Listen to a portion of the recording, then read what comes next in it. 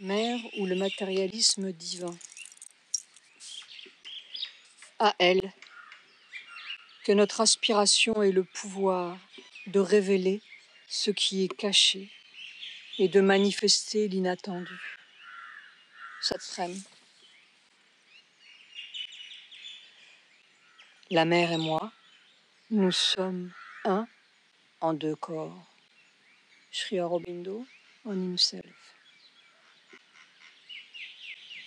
17 novembre 1973, 19h25. Elle est partie. Les médecins l'ont déclarée morte. Ils étaient 3. Pas d'erreur. Elle est partie. Et pourtant, son visage était si mince, si blanc. Oh, pas la béatitude, pas la paix des morts. Une concentration féroce sur ce visage. Elle qui avait toutes les béatitudes et toutes les libérations de l'âme. Une concentration écrasante, comme si ses 2 yeux étaient fixés sur quoi? L'énigme, inexorable, sans vaciller, sans un frémissement, droit comme une épée pour entrer au cœur du mensonge. La mort est un mensonge, disait-elle. Nous avons mis dans notre tête et dans notre volonté de vaincre cet accident.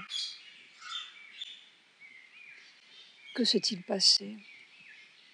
Ou peut-être, que se passe-t-il? Que regardait-elle avec ses yeux clos?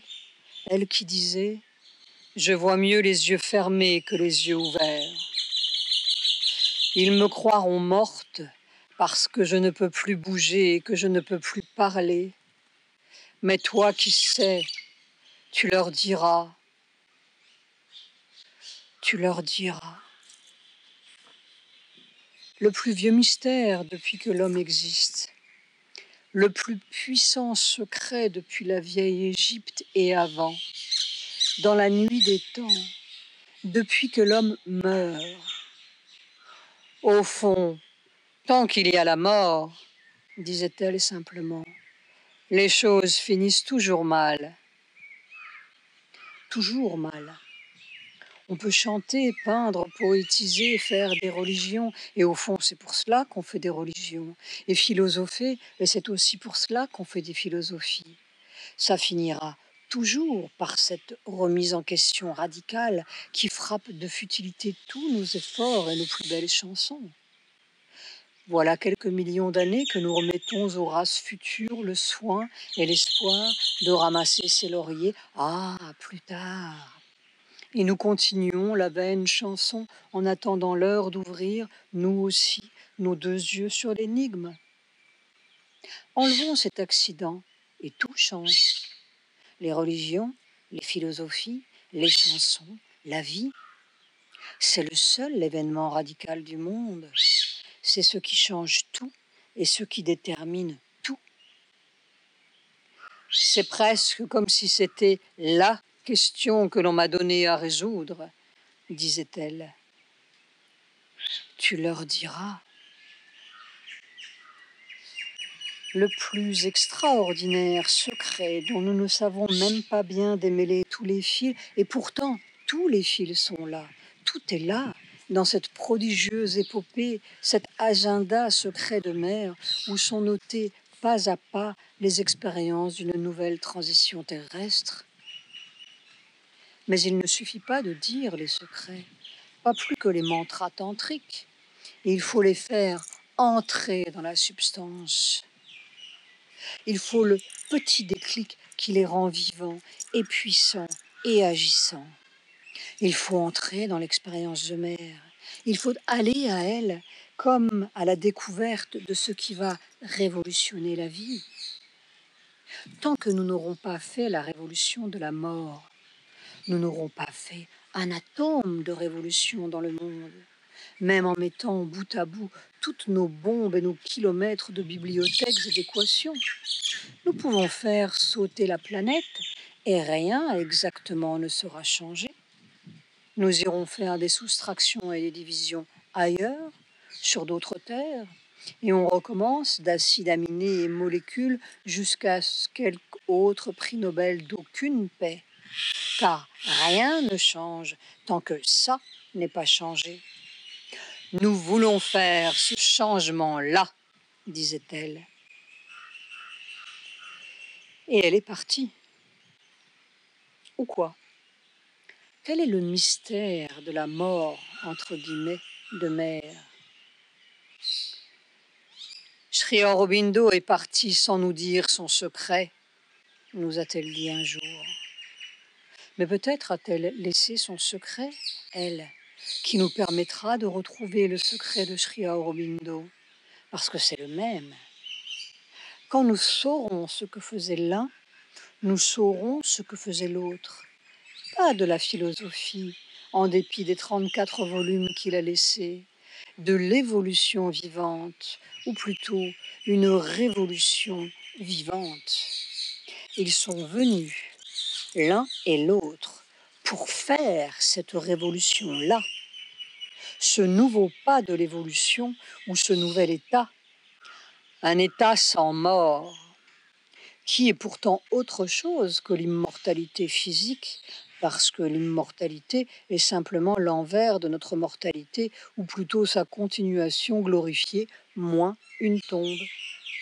Une révolution aussi totale de la vie que la racine même de la mort ne peut plus y pousser et que la vie et la mort se transforment en autre chose. Faisons le bilan. Pouvons-nous espérer que ce corps, qui est maintenant notre moyen de manifestation terrestre, aura la possibilité de se transformer progressivement en quelque chose qui pourra exprimer une vie supérieure, ou est-ce qu'il faudra abandonner cette forme totalement pour entrer dans une autre qui n'existe pas encore sur la Terre? Est-ce qu'il y aura une continuité ou est-ce qu'il y aura une brusque apparition de quelque chose de nouveau? Y aura-t-il un passage progressif entre ce que nous sommes maintenant et ce que notre esprit intérieur aspire à devenir? Ou est-ce qu'il y aura une rupture, c'est-à-dire que nous serons obligés de laisser tomber cette forme humaine actuelle pour attendre l'apparition d'une forme nouvelle, apparition dont nous ne prévoyons pas le procédé et qui n'aura aucun rapport avec ce que nous sommes maintenant? C'était à la fin de 1957, juste un an avant qu'elle se retire dans la grande expérience, dans l'inconnu dangereux, disait-elle, 15 ans avant ce 17 novembre 1973 fatidique. Que s'est-il passé pendant ces 15 années? A-t-elle trouvé le procédé? Et encore cette question. Est-ce que l'espèce humaine sera comme certaines espèces qui ont disparu de la Terre? On l'a descendue dans la chambre. On l'a posée sur une chaise longue couverte de satin blanc. Des gens et des gens ont défilé devant elle dans le vrombrissement des ventilateurs, sous des plaques de zinc allumées d'or, brûlantes, de quoi décomposer un corps à toute vitesse. On a soigneusement tout arrangé pour que la mort fasse son œuvre aussi vite que possible. Elle qui disait « Il faut laisser ce corps en paix, qu'on ne se dépêche pas de le mettre dans le trou, parce que, même après que les docteurs auront déclaré qu'il est mort, il sera conscient, les cellules sont conscientes, il le saura, il le sentira, et ce sera ajouter encore une misère à toutes celles qu'il a eues. Puis elle se reprenait. Ça a l'air bête de faire des histoires. Il vaut mieux ne rien dire. On l'a mise dans le trou, dans un cercueil en bois de rose, près de Sri Aurobindo. Elle était à demi assise dans son cercueil parce que son dos était trop voûté, par trop de peine peut-être. J'étais toute la douleur de la terre, toute la douleur du monde, sentie ensemble. Lentement, le couvercle s'est baissé sur sa tête.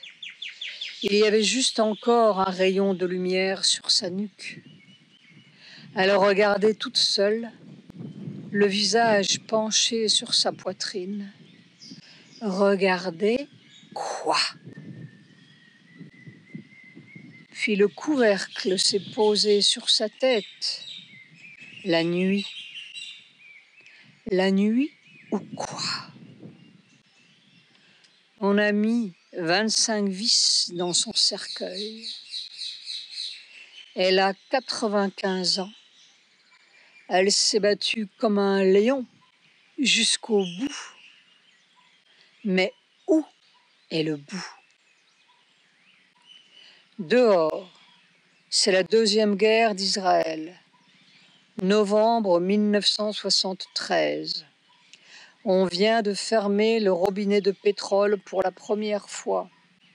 Un tout petit robinet. Les commandos palestiniens font la fusillade à Khartoum, à Athènes, à Fiumicino. C'est le coup d'État en Afghanistan, le coup d'État au Chili, le terrorisme irlandais. Les étudiants manifestent à Barcelone, à Bangkok, en Grèce. C'est la révolution culturelle en Libye, la révolution culturelle en Chine, les sécheresses du Sahel, la dévaluation du dollar, Watergate. C'est la 15e bombe nucléaire chinoise, la 5e explosion française. Nous y sommes. C'est le dernier quart du XXe siècle. La mort de Picasso aussi. La mort d'un monde, peut-être. Ou le commencement d'autre chose. Même ceux qui l'entouraient commençaient à gronder. Elle était si seule. C'était 23 ans après le départ de Sri Aurobindo. Et nous entendons encore les paroles prophétiques de Sri Aurobindo. Savitri 6.2. Un jour viendra peut-être où elle devra rester sans aide sur une crête dangereuse du destin du monde et du sien, portant l'avenir de la terre sur sa poitrine toute seule, portant l'espoir de l'homme dans un cœur déserté, pour conquérir ou échouer sur une dernière frontière désespérée, seule avec la mort et proche du bord de la disparition, laissée à son unique grandeur en cette dernière terrible scène, elle devra traverser seule un périlleux pont du temps et toucher un paroxysme du sort du monde, où tout est gagné pour l'homme ou perdu.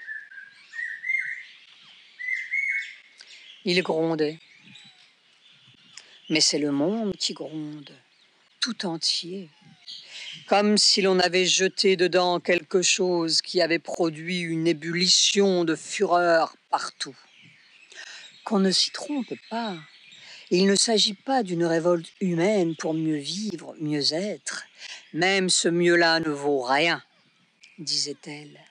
Il ne s'agit pas de mettre un peu plus de socialisme ici, de démocratie là, de justice ou de fraternité. Même cette fraternité-là est une fraternité de la mort. Pas de replâtrer l'édifice, ni de réparer un robinet de pétrole. Demain, le robinet fuira ailleurs. C'est la grande fuite partout. C'est le soir rouge de l'Occident. Celui que Sri Aurobindo voyait déjà il y a 53 ans, quand nous triomphions de toutes nos sciences et nos découvertes. Il n'y a rien à découvrir que nous-mêmes. Il n'y a pas de super-pouvoir qu'en nous-mêmes, pas d'autre source d'énergie nouvelle que dedans. C'est ce qu'on est en train de marteler sur la tête de la terre. C'est ce quelque chose qu'on a jeté dedans. Cette force supramentale qui pousse pour qu'on trouve le vrai secret de la matière, le vrai pouvoir, la vraie vie sans mort, la vraie fraternité sans fusillade, la justice sans guillotine et les hommes maîtres de leur destinée ou d'autres hommes. Il y a d'immenses périodes où les choses se préparent, le passé s'épuise, l'avenir se prépare, et ce sont d'immenses périodes neutres, ternes, où les choses vont se répétant, et ça a l'air de devoir être toujours comme cela. Et puis tout d'un coup, entre deux périodes comme cela, le changement se produit, comme le moment où l'homme est apparu sur la terre. Maintenant, c'est quelque chose d'autre, un autre être.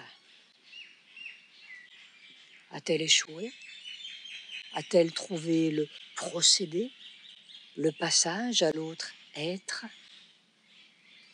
Il y a plus de secrets dans cette mort, entre guillemets, qu'on ne le croit. Il y a le secret de l'avenir,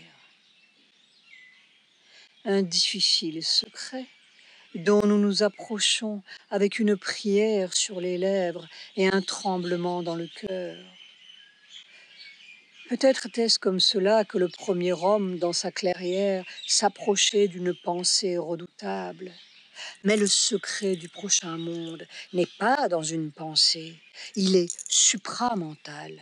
Il se déroule dans le fond du corps, à ce nœud de vie-mort où pour la première fois quelque chose a balbutié dans la matière, dans les cellules d'un corps, à la frontière de la biologie et de la prière.